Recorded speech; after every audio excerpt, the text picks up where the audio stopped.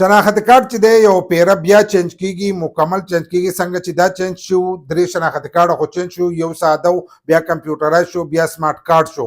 نو اوس یو پیره چې دی دا بیا چینج کیږي. نو زمونږ دا زړه شناختی کارتونه به چینج کیږي کنه او بدلی چې دا په کیسه راځي. نو دا ویډیو چې دا تاسو د پاره چې تاسو باندې باندې پوهی، ځکه که تاسو د یو کس سره هغه شناختی کارت وینئ نو تاسو به وایئ چې زمونږ دا زوړ شناختی کارت به چلیږي کنه چلیږي. که تاسو وګورئ د دې نه مخکې چې دی ساده کارت چلیدو، ساده کارت چلیدو چې په هغې باندې په پین باندې لیکل شوي او په رجسټر کې به د هغې هغه لیکل چې دي دا به پراته وو. بیا پسې دا کمپیوټرایز کارت راووتلو، دا کارت راووتلو.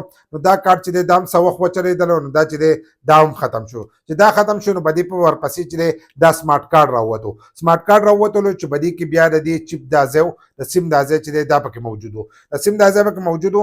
خو د دې چې دی هغه مشینان نه ونوتل، لکه دا به تاسو نه لیدلی چې په یو ځای کې ور دننه کړی او د دې ډیټا چې دا راایستلي. خو د دې نه به هم دا که ساده شناختی کارت د دې کمپیوټرایز د دې په شان چې دی د دې په شان د ټایپینګ چې دی دا به یې کولو. که تا به یو کس له ورکړو نو هغه په کمپیوټر کې چې دی دا به ټایپ کولو او د دې د نوم او شناختی کارت نمبر، ستا د پلار نوم او ټوله ډیټا چې دا به په ټایپینګ راویستله. نو اوس هغو دا شناختی کارت چې دی دا چینج کوي. د سره وجې نه چینج کوي، هغه وایي چې دا نور محفوظ شي، لکه نور سکور چې دی هغه اپشنونه چې دي هغه به دې کې شاملوي. دا شاملوي چې ستاسو ډیټا چې دا څوک راونه کاږي، ستاسو ډیټا راونه کاږي. نو د دې د وجې نه چې دی هغه اوس به دې کې بدلي راولي. بدلي پکې څه راولي؟ بدلي پکې دا راولي لکه څنګه چې به دې کې دا چپ لګېدلی دی نو په دې ځګي باندې به تاسو ته غټ کیو آر کوډ چې دی دا به لګېدلی، تاسو ته به د سکرین باندې ښکارېږي.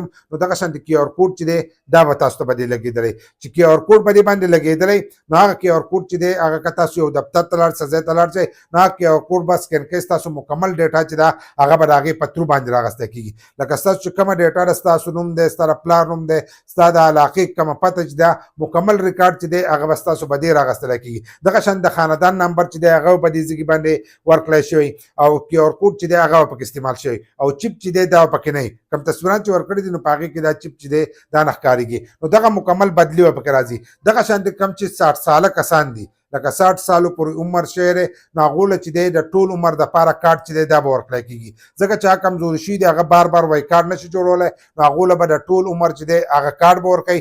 دغه شانتې چې چا خپل د وجود څه حصه چاله ورکړي نو د هغو لپاره هغه اپشنونه چې دي دا پکې راځي. د معذورو لپاره چې دی هغه نښه چې ده هغې کې بدلي مکمل چینجینګ چې دی هغه به په دې کارت کې چې دی دا به راځي. نو دا به تاسو اوس په راتلونکي وخت کې چې کوم کارت جوړوئ نو تاسو ته به دغه بدلي میلاویږي. خو ځینې کسان به چې دا زوړ کارت به چلیږي که نه چلیږي، ځکه چې هغه کارت خو به زمونږ چینج شي نو دا زوړ به چلیږي که نه. نو چې زوړ ستاسو سره د کمو ورځو پورې نو دا زوړ به چلیږي. دا د هغو له طرفه وینا شوې ده چې دا زوړ چې دی دا به چلیږي. خو په راتلونکي وخت کې چې کله تاسو د شناختی کارت نه یا ورک شو یا ایکسپایر شو نو بیا به تاسو ځان له نوی کارت چې دی هغه شانتې به جوړوئ، لکه هغه کیو آر کوډ والا کارت چې دی هغه به جوړېږي.